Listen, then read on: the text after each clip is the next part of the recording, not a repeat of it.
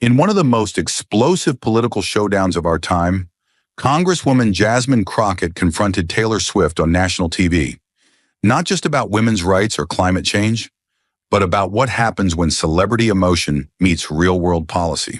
The result? Reputations shaken, fans divided, and one brutal line that exposed the price of speaking without substance. This wasn't just a debate, it became a national wake-up call. But the question still echoes. In the battle between heart and hard facts, who really speaks for the people? Stay with us. This is a story worth every second of your time. The stage in Washington, D.C. pulsed with anticipation as the American civic debate, when culture meets policy, prepared to go live. 38 million viewers tuned in. Outside, protesters clashed, some shouting for justice, others defending old values. Inside, the room was a pressure cooker. Reporters called it a collision of emotion and evidence. Drones hovered. The crowd held its breath. This wasn't just politics. It was a national reckoning. Jasmine Crockett stood firm, a congresswoman forged in courtrooms, not campaigns. No frills, just a Navy suit and the weight of lived experience. She'd fought systemic bias, battled corporate power, and earned her stripes with grit, not glam. She was the storm in waiting, ready to strike with precision. Opposite her, Taylor Swift shone in white, a pop icon stepping onto the harsh stage of policy. Gone were the lights of sold-out arenas. Tonight, she stood armed with conviction, not chorus lines. She wasn't here to sing. She was here to prove that emotion could be weaponized for change. Crowd was visibly divided. On one side, older voters, many working-class men, whispered about Jasmine's sharp legal mind and no-nonsense style. On the other, younger progressives cheered for Taylor, hoping her voice could cut through political fatigue. Others came hoping for a breakthrough. All eyes turned to the stage. The moderator leaned in. The silence before the storm had ended. It was time to fight. And then, as the tension rippled quietly through the room like the hum before thunder, Taylor Swift leaned toward the mic. The crowd didn't cheer. No one dared move. What came next wasn't a performance. It was something raw, something sharpened by purpose. She didn't stand like a pop star, soaking in attention. She stood like a woman who knew she was out of her element, but wasn't backing down. Her voice was calm, low, but certain. "I'm not here as a performer tonight," she began, her hands resting gently on the podium. "I'm here because I've seen what happens when women speak up and get ignored, talked over, or laughed at." Her eyes moved slowly across the room, as if searching for a connection. Not to impress, but to be understood. I've had conversations with women for years, at shows, backstage, online, telling me how they feel invisible, how no one listens to them unless they smile first. Her tone didn't rise, but the truth in her voice cut deep. I've heard from young girls who say their ideas don't matter until a guy repeats them, from women working twice as hard to be taken half as seriously, from fans who tell me they're afraid to speak their mind because they'll just be called too sensitive or too much. She paused, not for drama, but for breath, for weight. "I'm lucky, I know that," she said. "I have this platform. Millions of people follow what I say. But that's why I'm standing here now. Because if I don't use that voice for something that matters, then what's the point of having it?" She leaned in slightly, steady. "I'm not trying to speak for anyone. I just want to help make some space so more of us can speak together." She took another quiet breath. Her voice dropped slightly. "People ask why I don't just sing and stay out of this stuff. Why I care so much." She looked down for a second, then back up with a firmer gaze. "It's because no matter where I go, no matter what city, there are always young women in the crowd, telling me the same thing, that they're tired of being told to calm down, to wait their turn, to stop making things uncomfortable." She gripped the edges of the podium now, not for balance, just to stay grounded. They're not asking for anything outrageous, just to be heard, to be taken seriously, and they shouldn't need to be famous or perfect or flawless to deserve that. Then she looked straight into the camera. Her tone never wavered. "That's why I'm here. Not to be the loudest voice in the room, just to remind anyone watching, you don't need to be famous to matter. You don't need permission to take up space. You already do." No one moved, no one clapped. The air didn't break. It just held still. Because whether or not you agreed with her, it was clear. Taylor Swift didn't show up to entertain. She showed up to be heard. Taylor's words lingered like smoke in the air. Powerful, sincere. But before the room could settle, Jasmine stepped forward, not to match the energy, but to redirect it. She didn't raise her voice. She didn't need to. Jasmine Crockett met Taylor's gaze with a calm, almost surgical stillness. A slight smile curling at one side of her mouth, eyes like steel sharpened by years of being underestimated. "Miss Swift," she began, her voice steady, clear, unshaken. "I respect your music, I do. But women, especially the ones I represent, don't just need someone to sing about them. They need someone to write laws for them." She didn't blink. Her tone didn't shift. But every word landed like a gavel. "Where I come from, inspiration isn't enough. We're not looking for verses. We're looking for justice." A few murmurs rippled through the room, unsure if this was admiration or attack. Jasmine didn't flinch.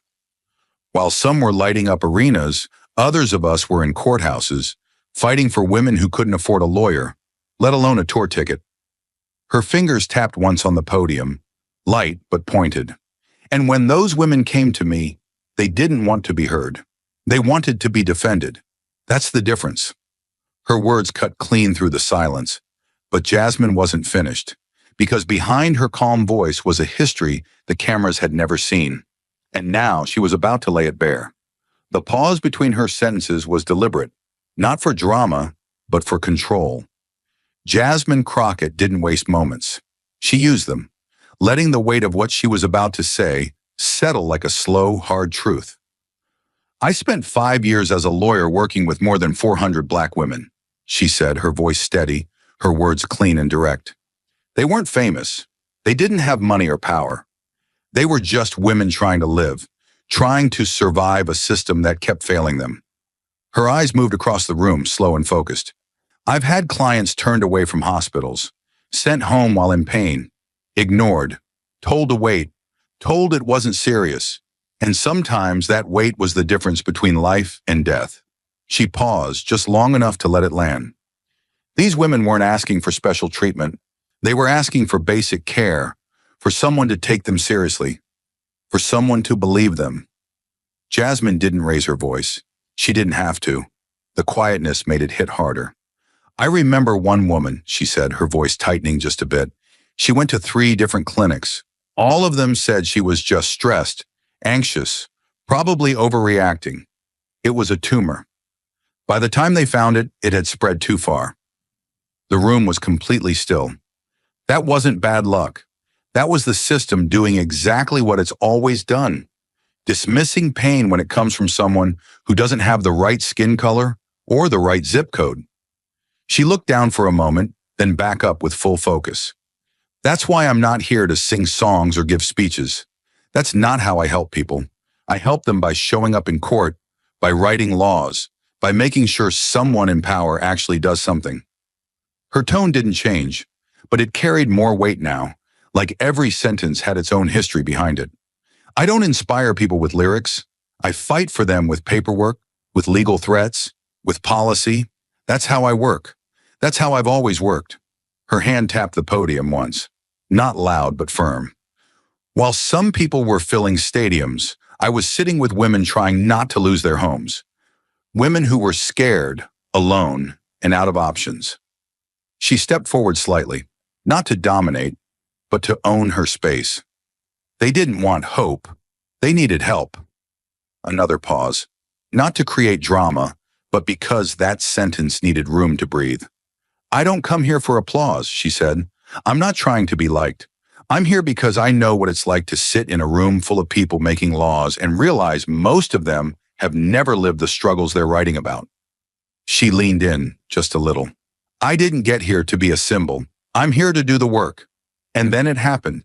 Someone clapped, just once, then again, then more. It was slow, uneven at first, but it grew, like something real was finally taking shape in the room. From the front row, a man, middle-aged, gray beard, arms crossed until that moment, stood up and shouted loud and clear, That's the kind of woman I've been waiting for. No slogans, no hashtags, just truth. People around him followed, clapping, standing, nodding. Not because she gave them what they wanted to hear, but because she said what needed to be said. It wasn't fanfare. It was something else. Respect. The applause faded, the room settled again, but the air didn't cool. When Taylor stepped back up to the mic, her expression had changed, no longer just passionate, but visibly shaken. She wasn't responding to applause. She was responding to something deeper, something personal. Her voice was quieter now, but not uncertain. "I've seen what misinformation does to people," she said slowly, carefully. "Not in theory, in real life. I've seen families stop talking. I've seen people turn on each other over things that aren't even true." She looked into the audience, not for effect, but to be heard. "This isn't just about bad headlines. It's about pain. I've had fans tell me they can't speak to their own parents anymore because of what they read online. Friends who don't recognize each other anymore because of something that went viral without anyone stopping to ask if it was even real." She took a breath, steadying herself, like someone who didn't want their voice to crack. "It's heartbreaking, and it's everywhere." Taylor stepped closer to the mic, her hands gripping the sides of the podium. "And when people in power, people with real influence, spread lies on purpose, it's not just frustrating, it's dangerous." Her words were calm, but there was heat behind them. When someone with a microphone tells you the election was fake, or science isn't real, or your neighbor is your enemy, that does something. People believe it, and then they act on it. They get scared, they get angry, and people get hurt. The room stayed still, silent. "I know I'm not a politician," she said. "I'm a songwriter, but I've learned that having a voice, especially a loud one, means you have to be careful. I've made mistakes. I've shared things too fast. I've learned the hard way that once something leaves your mouth or your phone, you can't take it back." She looked out over the crowd again, slower this time. "This isn't just about Congress. It's about all of us. Every one of us who has followers, who people listen to, whether you're a singer or a senator or someone with a podcast." Her tone stayed even, but every sentence landed like a quiet warning. "We don't get to say, 'It's not our job anymore,' because it is." She paused just briefly, then said, "I've started asking more questions. I wait before I post. I check sources. Because if we don't get serious about the truth, then none of this means anything. Not policy, not protest, not even hope." She closed with a sentence that didn't need to be loud to be powerful. If we keep adding to the noise and not the truth, we're part of the problem too. The silence that followed Taylor's words wasn't doubt. It was impact. But Jasmine didn't let it settle. She stepped forward slowly, her expression unchanged, her voice already loading like a bullet in the chamber. "You're right," Jasmine said, her tone calm but direct, each word landing like a quiet warning. "Misinformation is dangerous. No one's arguing that." She paused just long enough to let the next sentence hit harder. "But what you're not saying, Taylor, is that people like you, people with millions of fans, have just as much power to spread it." Her gaze didn't waver. "When you post something, when you speak, it's not just a thought, it's influence. It moves people. It shapes how they see the world." She stepped forward, just slightly. "And when that kind of voice gets something wrong, even with good intentions, it can do real damage. Because people don't double-check what someone they love says. They trust it." She glanced at the audience, then looked back at Taylor. "That kind of power can help, but it can also hurt. And once it's out there, you can't pull it back." Her voice dropped slightly, serious and steady. "You're not on the sidelines here. You're right in the middle of it, just like the rest of us." She let the weight of that truth settle, but only for a breath. Then Jasmine took aim, not at theory, but at history. "You know exactly what I mean," Jasmine said, her voice lower now but cutting, the kind of calm that carried weight. "You made a post last year about a proposed environmental bill, said it was secretly written by oil lobbyists, that it would do more harm than good." She paused, not for effect, but to make sure the memory had room to return. "And people believed you Of course they did. You're Taylor Swift. Her eyes stayed locked on Taylor, steady and without malice, just truth. But the post was wrong. The bill wasn't written by oil companies. It didn't gut environmental protections. That information wasn't accurate. She let that sit a beat, then added firmly, and by the time someone on your team realized it and took it down, 40 million people had already seen it. Her hands rested lightly on the podium, but her voice didn't waver. You deleted the post. You probably thought that was the responsible thing to do. Maybe it was. She leaned forward slightly, not to dominate, but to make the next sentence count. But 40 million people saw it before it vanished. They didn't all see the correction. They didn't all fact-check. Some of them are still out there repeating what you said, not knowing it wasn't true. The room was quiet again, the kind of quiet that feels heavy. I'm not saying you meant to mislead anyone, Jasmine continued, but when your words reach that many people, intent isn't the only thing that matters. Impact matters too. Her tone was direct, not cruel. Because when I'm on the House floor and I vote wrong, it goes on record. Reporters call, opponents pounce, voters ask why. She took a breath. But when a post like yours goes wrong, it's gone in a few hours and we pretend it never happened. No hearings, no accountability, just silence. Then her eyes narrowed, not with anger, but with focus.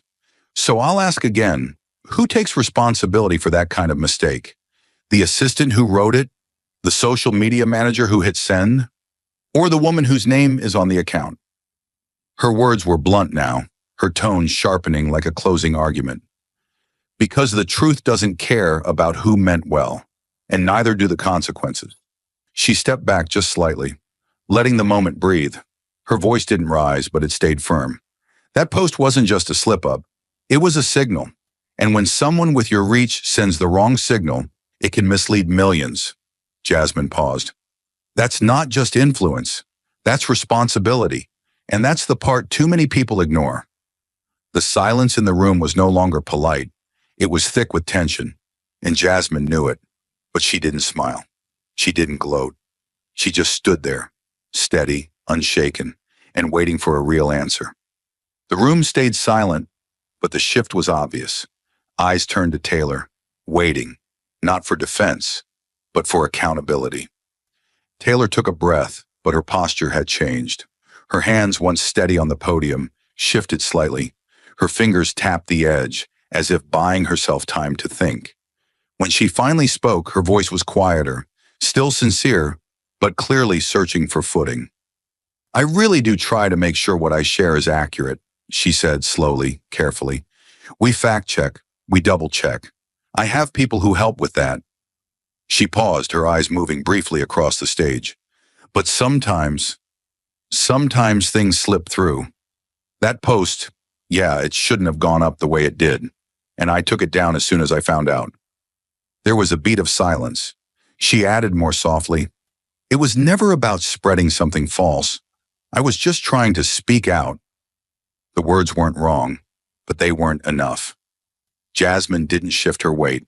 She didn't interrupt. She just waited. And when she spoke again, her voice was calm, cold even, but not cruel. I believe you, she said. I believe you didn't mean harm. Her gaze didn't waver. But in politics, intent isn't what protects people. Results do. She let that sit for a second, then added, and the result of that post, whether you meant it or not, was that millions of people walked away misinformed, and some of them made real-world decisions because of it. Her tone tightened, but never rose. You say you try, and I get that, but trying doesn't change outcomes. Another pause. When I vote on a bill, I don't get credit for trying to read it. I get held accountable for what it does to people. Then came the line, sharp and final. Politics doesn't have room for trying. It only has room for results. And misinformation doesn't just confuse people. It hurts them. Sometimes it kills them. There was no shout, no dramatic movement. Just that single sentence dropped like a hammer in the quiet. Taylor said nothing. She didn't need to. Jasmine's point had already landed, and the room knew it. The atmosphere in the room was heavier now, thicker with consequence. And as the debate shifted to the topic of climate change, Taylor straightened her posture, her expression hardening. This time she didn't wait. She launched in like a storm. Her voice rang out, not loud, but burning with conviction. "I've seen it with my own eyes," she began, her tone urgent, pacing just one step forward. "I've stood in neighborhoods where wildfires ripped through everything. I've walked past homes reduced to ash, schools turned into blackened steel, swing sets melted into the dirt. I've looked into the eyes of kids who don't have a bedroom anymore, who don't even have a backpack left to carry. Their world was erased overnight, not because they made bad choices, but because the adults in charge waited too long to do anything." Her voice cracked slightly, not from weakness, but from the weight of truth. "This isn't a warning. It's already happening." She held the mic tighter, grounding herself. "We are running out of time. The storms are stronger, the fires come faster, the droughts last longer. But somehow we're still debating whether the problem is real." Her eyes locked with the moderator, then back to the crowd. "It is real. And if we don't act today, right now, there might not be a tomorrow worth saving." Her tone sharpened, steel under the fire. "We need to stop pretending we can have it both ways. We can't keep investing in fossil fuels while claiming we care about the climate. That doesn't work. It never has. You can't put out a fire with gasoline." A murmur ran through the audience, some nodding, others folding arms, bracing for what was coming. She didn't back off. "We have to make bold moves," Taylor continued, voice steadying again. "That means serious investment in clean energy, solar, wind, tech that's sustainable and scalable. It means putting money behind real solutions, not behind outdated industries that keep making record profits while the planet burns." Her words were deliberate, each one dropped like a brick into water. "And yes, that means we stop subsidizing oil and gas," she said clearly, looking directly into the camera. "Not next year, not 10 years from now, now." Her voice rose, not to yell, but to rise above the fear. "The idea that we can keep giving billions to industries destroying our planet while asking kids to recycle their water bottles, it's insulting, it's dishonest, and it's killing us." She stepped slightly away from the podium now, walking into the space with calm, measured steps. "I know this kind of change is uncomfortable. It's big, it's hard, but it's necessary because the people who are suffering most, families in low-income areas, children in frontline communities, people of color living next to chemical plants, they're not the ones who caused this, but they're the ones paying the price every single day." Taylor stopped, standing still, hands open. "And we need to be honest about that. Climate change isn't just an environmental crisis. It's a justice crisis. And if we don't deal with both at the same time, we're not fixing anything." The room had gone dead quiet again. She wasn't crying, but her voice softened now, lower, more intimate. "I don't want to spend the rest of my life making music for a world that's falling apart. I don't want to look back and wonder if I could have done more, if we all could have done more. I want to know that we made the hard choices while we still had the chance." Then her tone sharpened again, like a final chord. "So yes, I'm asking for change, real change, the kind that will cost something. But the cost of doing nothing is higher. Every delay, every excuse, every dollar poured into fossil fuels is a future stolen from someone else, from some child who won't get to grow up in a livable world. That's the truth." She stepped back slowly, her breathing steady, her eyes fixed forward. Not asking for approval, not performing, just stating what she believed with every inch of who she was. And for a long moment, the room held its breath. Because whether they agreed or not, no one could say she hadn't spoken with everything she had. The passion in Taylor's voice still echoed in the air, but Jasmine didn't flinch. She waited for the silence to return, and when it did, she stepped forward, not with fire, but with facts. "I didn't come here from wildfire zones," Jasmine began, her tone cool and razor sharp. "I came here from a public housing complex in South Dallas, where people keep the lights off at night to save money, where a spike in electricity bills means skipping dinner." Her gaze swept the audience like a scan. "That same community saw their power bills jump nearly 40% last year because of a green policy shift that was rushed, not planned." She paused, letting the words hit. "You talk about sacrifice. I've lived it. But what you call progress felt like punishment to the people I represent. Her voice stayed steady, but her eyes sharpened. These folks aren't denying climate change. They just can't afford to fix it by going broke. She leaned slightly forward. We talk about clean energy like it's this magical equalizer force. But let me ask you this. Who's paying for it first? Who's getting hurt in the transition? The room was silent again, listening differently now. She raised a single sheet of paper she'd kept tucked under her notes. Per the U.S. Department of Labor, official numbers, oil and gas layoffs in the last 2 years have outpaced green energy hiring by nearly 30%. You heard me. We're not trading one job for another. We're just cutting and hoping something better shows up later. She looked straight at Taylor now. You call that a necessary shift. I call that gambling with people's livelihoods. Families who worked in those fields for generations, gone. Replaced with what? Solar panel training programs that pay half the wage? Her hand dropped to the podium. It's not that we shouldn't go green, it's that we can't do it on the backs of the poor. Then her voice dropped lower, not softer, but heavier. You call it sacrifice.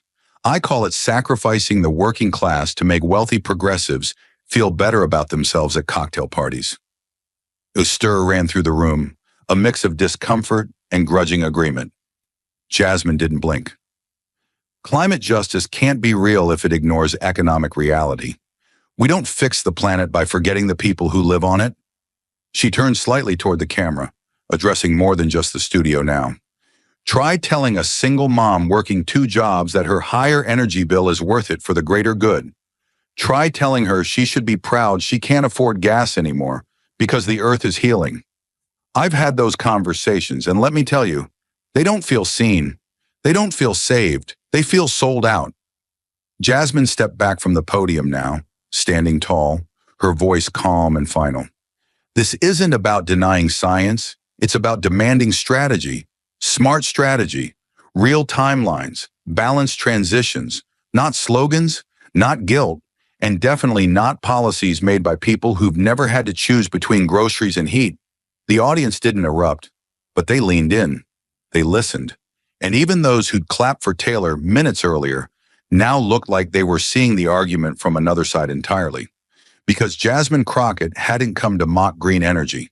She'd come to demand that it grow up and start telling the truth about who it was leaving behind. The weight of Jasmine's words still lingered in the air, dense and impossible to dodge. Taylor stood motionless for a second, jaw clenched. And then, with a sudden breath and trembling fingers, she reached for the mic. I'm not saying anyone should have to suffer, Taylor said, her voice thinner now, slower, but laced with frustration. That's not what I believe. That's not what I meant. Her hand gripped the mic tighter, just enough to stop the shake, but it didn't go unnoticed. I'm trying to do the right thing. I speak out because I care. I care about the planet, about the future, about people too. All people. She looked at Jasmine, then quickly at the crowd. I'm not saying poor families deserve this. I'm not trying to hurt anyone. That's not what I'm about. The air in the room tightened. She was speaking from the heart, but every word felt like it was walking a razor's edge. I'm not here to defend broken policies, Taylor added, more firmly now, trying to reclaim control. But I won't apologize for caring about the environment or for asking us to make hard choices. Someone has to. Her breathing was shallow but measured. I'm not telling people to lose their homes. I'm just asking everyone, especially leaders, to look at the bigger picture. A few quiet nods in the audience, a polite murmur, but the room was no longer hers. Jasmine hadn't moved. She hadn't blinked. And when she finally raised her voice again, it was steady, low, but impossible to ignore.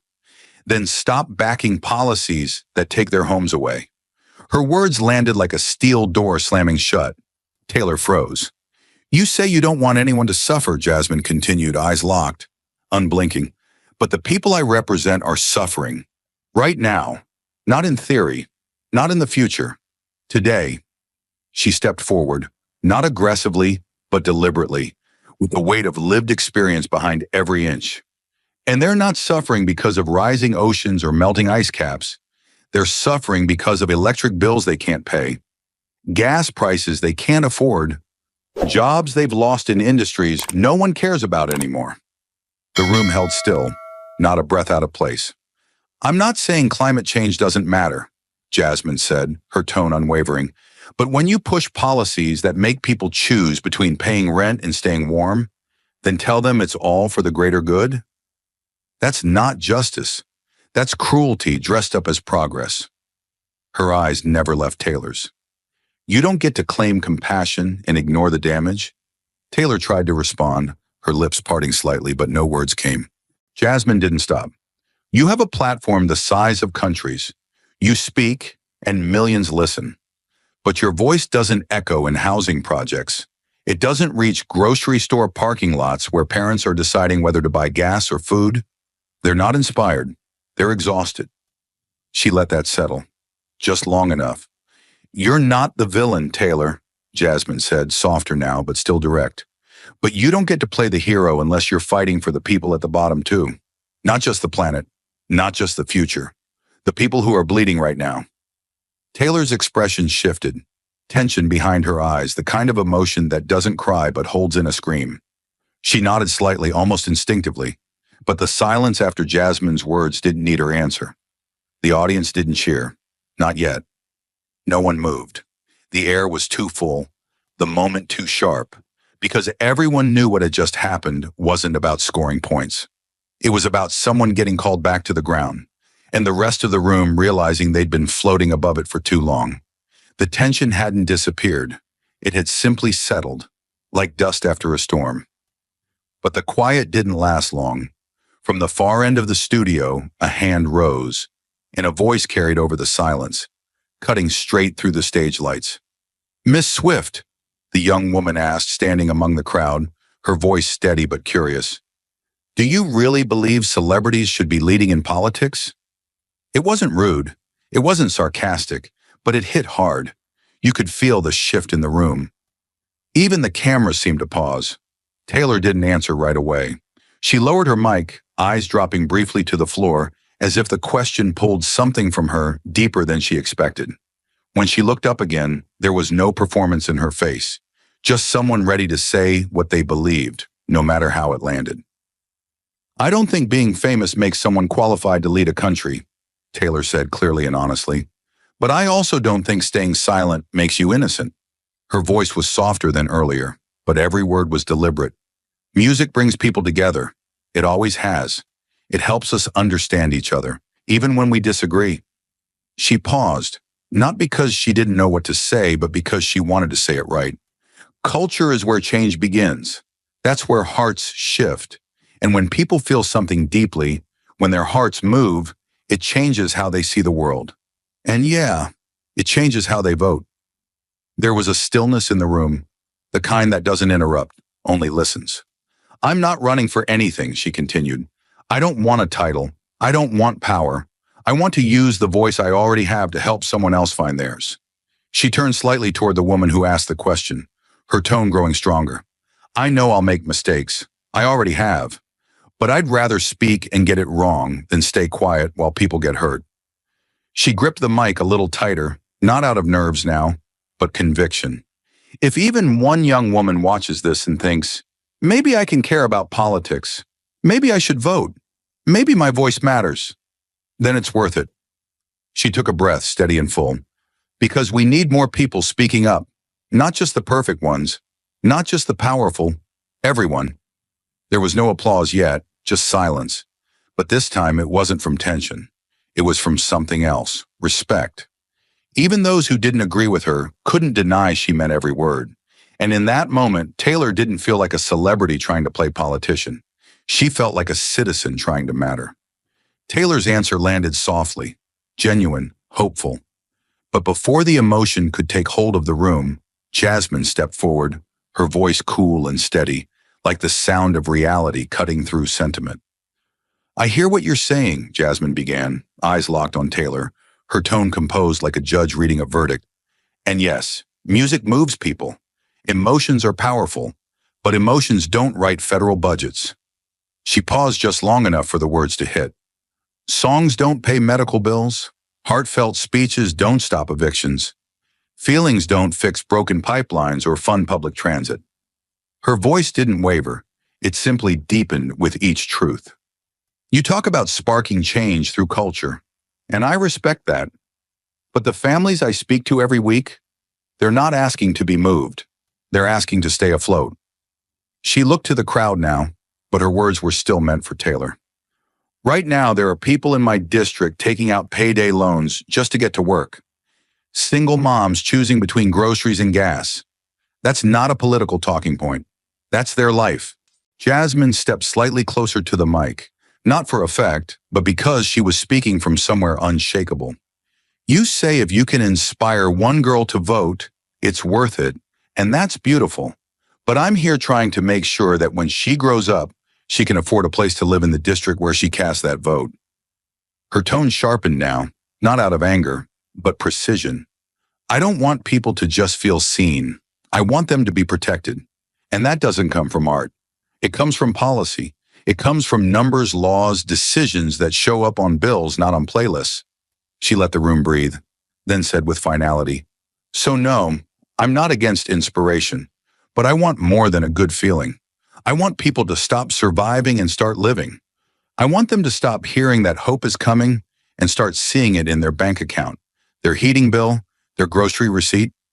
She looked straight at Taylor again, firm, not cruel. "So you keep reaching hearts. I'll keep writing laws to hold this system accountable when those hearts break." The lights dimmed, the crowd buzzed, the cameras powered down, but the war of words was far from over. As applause faded into backstage silence, the weight of everything said on that stage began shifting from broadcast to backlash. Back in her dressing room, Taylor sat alone on a velvet bench, her back curved slightly, her phone glowing in her hands like a lifeline she wasn't sure she wanted to grab. Her team gave her space. No notes, no pep talk, just silence. She scrolled slowly through a flood of notifications. Heart emojis, fire emojis. Queen behavior. You were so brave. But mixed in, like cracks in stained glass, came the harder words. Taylor means well, but she needs better facts. Too emotional, not enough substance. Love her music, but politics is another world. She didn't flinch, but her eyes paused on each one, reading them twice. The screen blurred slightly, more from tiredness than tears. Then she looked up, not at a mirror, but at the floor, still processing the difference between being understood and being applauded. She had known this wouldn't be easy. She had trained for the stage, not the crossfire. But what stung now wasn't the criticism. It was the sense that maybe good intentions really weren't enough.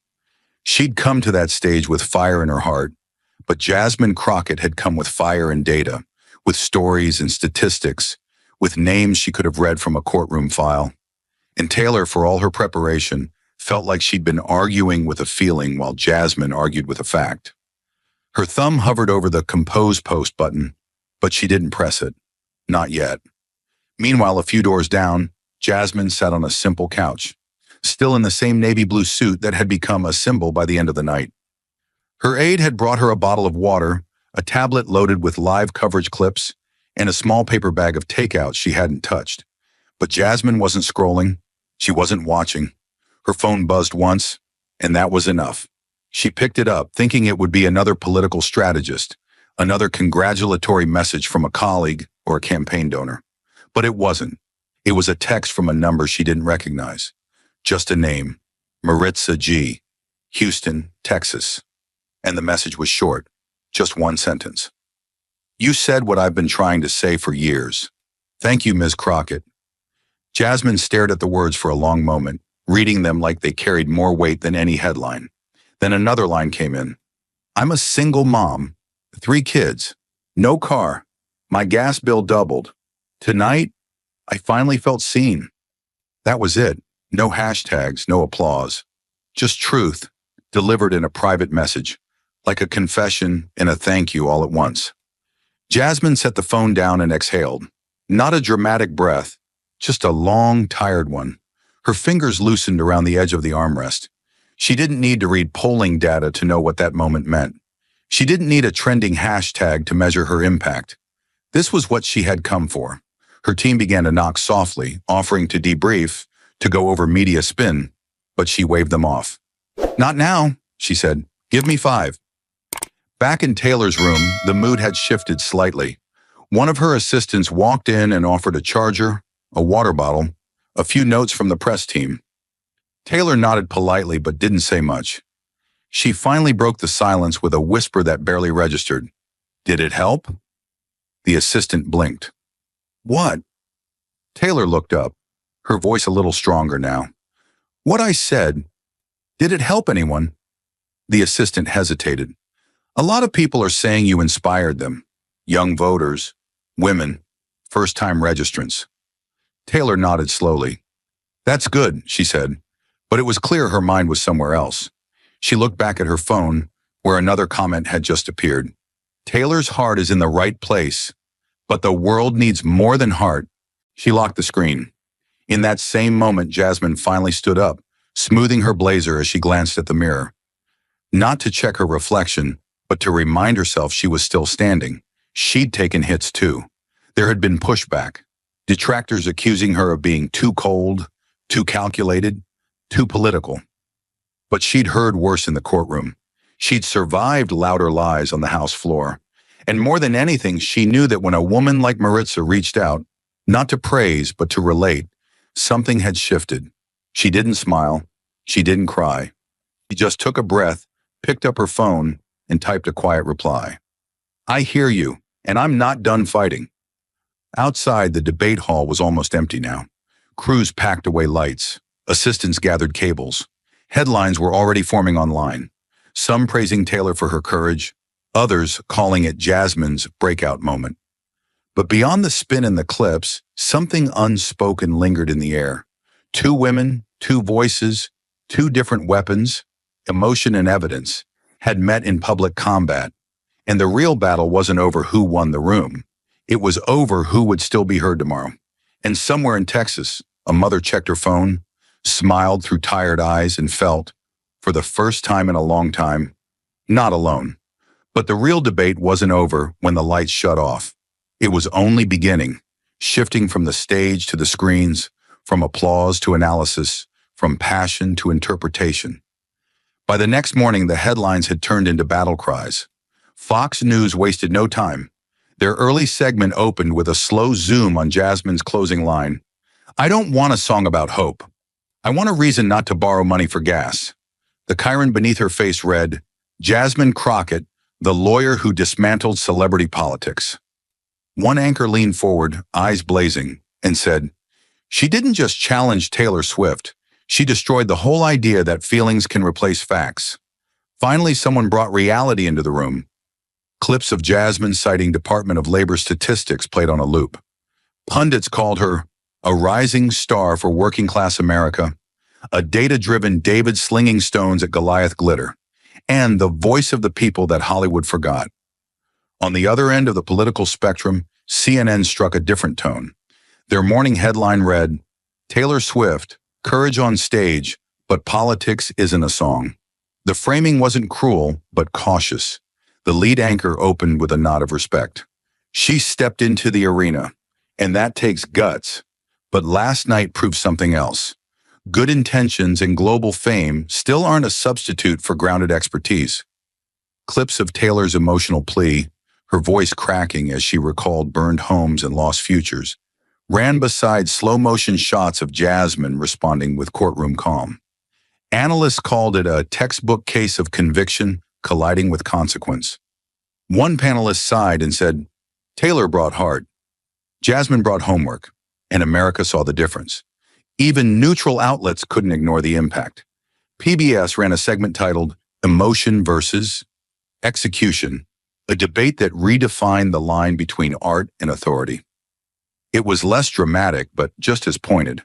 Their commentary noted how the debate had exposed an uncomfortable truth, that celebrity doesn't always translate to clarity, and that real-world policy requires more than belief, it demands results. On social media, the divide was instantaneous and fierce. Team Taylor and Crockett crushed. It trended side by side. Fans posted screenshots of Taylor's strongest moments. Her quote about culture changing hearts, her fierce gaze into the camera. But others, including policy experts and working-class viewers, clipped Jasmine's lines like gospel. Trying doesn't change outcomes, one user tweeted. Crockett said it like it is. Underneath, someone replied, Taylor sang for us. Jasmine fought for us. That's the difference. Academia got involved within hours.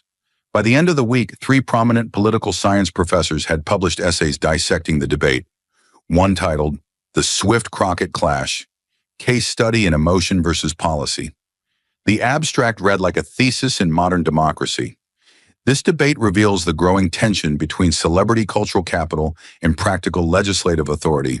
It is not a question of sincerity, but of systems. Another article out of Georgetown Law framed the night as a live demonstration of performative versus procedural power. It compared Taylor's appeal to moral narrative with Jasmine's institutional credibility and material advocacy. In a televised symposium the following Friday, a Yale political theorist said, "We just witnessed the new American split, not red versus blue, but soul versus system, and that divide is where the real battle lives now." Even high schools and universities began using the debate in coursework. Civic studies teachers played the debate in class, pausing every few minutes to ask, "Is this rhetoric or reality?" One classroom in Oakland debated the ethics of influence. Should someone with 300 million followers speak on issues they're not trained in? While another in Dallas asked, "What does representation actually look like when the cameras go dark?" But the real story wasn't just in think pieces and cable segments. It was in the emails flooding into both women's offices. Taylor's team received tens of thousands of messages, some praise, some heartbreak. Young women saying she inspired them to register to vote. Survivors of climate disasters thanking her for speaking up. But also, and Taylor read these herself, constructive, even painful notes from activists and experts saying, "We need you to lead with more than heart next time. We're counting on you." Jasmine's inbox was flooded too, but different. From oil field workers in Louisiana, from teachers in Baltimore, from single moms in Nevada.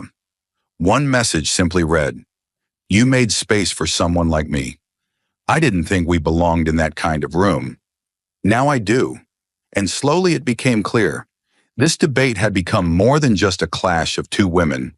It had become a mirror for a nation still unsure how to value emotion against expertise, a mirror for how we listen, who we trust, and what we mistake for leadership. No official winner was declared. There were no post-debate polls that could fully capture what happened. But for many, it was Jasmine who walked off that stage with something more than applause. She walked off with a shift in the national conversation. For Taylor, it was a different kind of victory. Not in dominance, but in exposure. In stepping into a fight that was never hers to win cleanly, but bravely entered anyway. And weeks later, as the sound bites faded and the media turned to newer battles, one line from the debate continued to resurface in headlines, in classrooms, in living rooms across the country. Heart doesn't write national budgets. Hope doesn't lower rent. It wasn't a dismissal of dreams.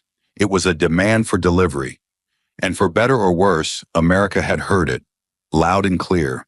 The cameras had long stopped rolling, but the echo of what happened on that stage didn't fade. It multiplied. In the first 72 hours, clips of Jasmine Crockett's responses racked up over 180 million views across platforms. TikTokers stitched her words into videos about food insecurity, rising gas prices, and housing shortages. Her quote, "I don't want people to feel inspired. I want them to afford to live," was suddenly everywhere. Not as a slogan, as a lifeline. Someone printed it on a hoodie in Detroit. Another stenciled it onto a wall outside a shuttered bus station in East Street. Louis, in a low-income district in Philadelphia, a high school social studies teacher, played the debate in class. Half the students hadn't known who Jasmine Crockett was before. By the end of the period, one student raised her hand and said, "I didn't know someone like that could be in politics." Another replied, "I didn't know someone like me could be." That line would later be quoted in a Washington Post article, "How one debate gave policy a human face." Meanwhile, Jasmine herself had gone quiet in public, but only because she was louder than ever behind the scenes. Her office reported a 6-fold increase in constituent emails within a week. But more than just fan mail, the messages came with stories. People describing heat shutoffs in January, parents sending copies of eviction notices, veterans without access to affordable medication. They weren't writing to celebrate her performance. They were asking for help. She read everyone. And in a move that caught even her own staff off guard, Jasmine announced she was returning to her district 2 weeks early. No press tour, no speeches, just a listening trip. 10 cities in 6 days, mostly by bus. She visited housing centers, community food banks, a halfway house in East Texas, and in each one, people didn't ask about Taylor Swift. They asked if she could fix something. They asked if she remembered them now that the cameras were off. And Jasmine, just like she had on that stage, didn't make promises, she took notes. Across the country, Taylor Swift's post-debate reality looked entirely different. She had returned to her home in Los Angeles the night of the broadcast, stepping off the plane to a swarm of press only to wave silently and disappear behind a black SUV. No Instagram posts, no Twitter statements. For nearly 2 weeks, nothing. Her fans, used to cryptic clues and lyric reveals, weren't sure what to make of the silence. But Taylor wasn't hiding. She was reflecting. Inside a quiet corner of her Nashville property, she met off-camera with economists, climate scientists, and public policy advisors. She didn't live stream it. She didn't post selfies. She listened, not as an artist, not as a performer, as a citizen. One advisor who attended described her as softer than expected, but sharper too. She asked real questions, and she didn't flinch when the answers were hard. At night, she replayed clips of the debate, not her own speeches, but Jasmine's, especially the moment she said, "Feelings don't fix broken pipelines or fund public transit." That line lived in her mind like a verse she hadn't yet written. She wasn't defeated, but she was changed. Online, the digital front lines were still raging. Threads debated not who won, but what the debate meant. Was it the fall of celebrity politics? Or the beginning of something new, something hybrid? Hashtags evolved. Team Taylor became Miss Taylor Learns, which quickly turned into a movement of young influencers sharing books, lectures, and podcasts on policy and economics. One Swiftie account at Swift Civics began breaking down legislation Taylor should know. Within 5 days, it had over 300,000 followers. On the other side, Jasmine's supporters launched a new campaign, Number Policy First, urging voters, especially in working class and minority communities, to look beyond speeches and sound bites and focus on track records. The movement caught fire. One viral post read, "Taylor sang about revolution. Jasmine built it on the ground." And yet, despite the internet's urge to pick sides, the two women refused to feed it. There were no public jabs, no shade, no subtweets. Both camps remained quiet, which somehow only made their actions louder. And in Washington, something unusual happened. Policy analysts, normally siloed in academia or think tanks, began citing the debate in formal briefings. One report from the Brookings Institution opened with the line, "In a political landscape dominated by sound and spectacle, the Swift-Crockett debate reminded us of the difference between influence and implementation." Journalists asked if the debate marked a cultural shift. One MSNBC anchor said, "We've had movie stars run for office before. We've had billionaires buy elections. But this time we saw a superstar try to speak from the heart and get met with the cold math of government." In the weeks following, 4 congressional candidates, Democrats and Republicans alike, referenced Jasmine Crockett in their campaign ads. Not as an ally, as a benchmark. One ad read, "I don't want to be another performer in a suit. I want to be what Jasmine Crockett was, prepared." But perhaps the most striking aftershock wasn't in the media or the halls of power. It was in the quiet. The kind of quiet that settles in when something real has been said. In a church basement in rural Kentucky, a single mother stood up during a town hall and quoted Jasmine. "I don't need hope. I need heat." The crowd didn't clap. They nodded. They understood. In a high-rise in Manhattan, a corporate executive showed his daughter the debate and said, "That's why you learn both poetry and policy." And in a coffee shop in Austin, 2 young women, one a teacher, the other a nurse, disagreed on everything politically. But when Jasmine's closing remarks played on the overhead TV, they both fell silent. Because in the end, the debate hadn't ended anything. It had cracked something open, not a wound, a window.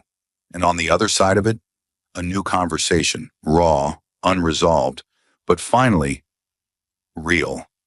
It didn't happen all at once. Legacy never does.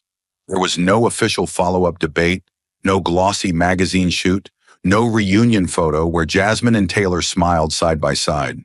There were no apologies, no endorsements, no collaborations. But quietly, undeniably, something changed.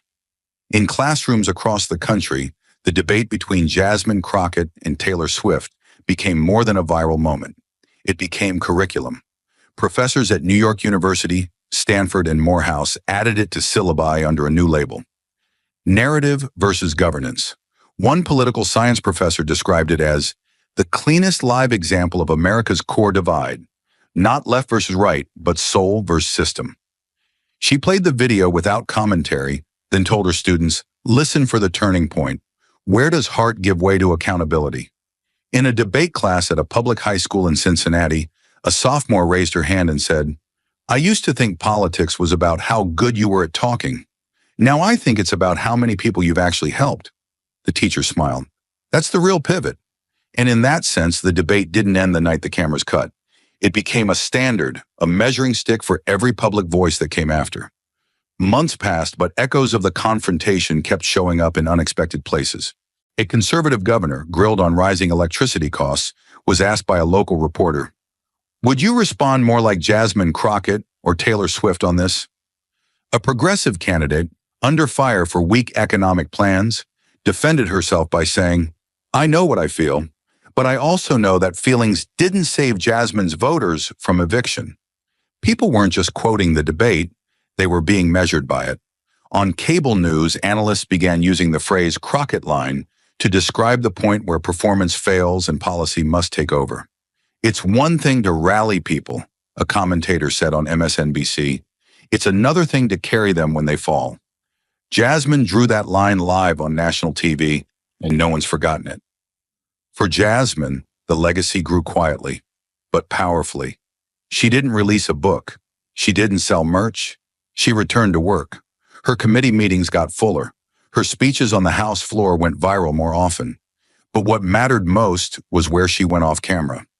Food deserts in Indiana, tribal lands in Arizona, a broken transit zone in South Carolina, where the buses ran once every 3 hours and missed more than half their stops. In each place, someone brought up the debate, not to compliment her, but to say, you reminded me we mattered. In an interview with NPR, she was asked if she thought the debate changed anything for real. She paused, then answered slowly, I think it changed expectations. That's bigger than it sounds. She explained, before that night, a lot of people thought politics was about who could speak the loudest or look the most inspiring. But I think people are starting to ask harder questions now. They want to know who shows up after the applause, who still listens after the headlines move on. She didn't smile. She never did when talking about praise. I'm not interested in being the star of a moment, she added. I'm interested in being useful. For Taylor, the journey took a different shape. She never tried to erase what happened on that stage. She didn't spin it. She absorbed it. In a documentary released a year later, not about music, but about civic responsibility, she opened up for the first time about the emotional toll of the debate. I thought I had something to say, she admitted, and I did. But I didn't have enough to do. Jasmine made that clear. She was right. But the film wasn't about regret. It was about evolution. In it, she was seen visiting community policy forums, learning from organizers, sitting with women in Mississippi who couldn't afford health care, and asking them not how they felt, but what they needed changed. I learned something in that debate, she said softly in the final scene. Sometimes your voice matters more when you use it to ask, not answer. Critics called the film her most mature work yet, not because of its polish, but because of its humility. By the following election cycle, something even more unexpected had taken hold.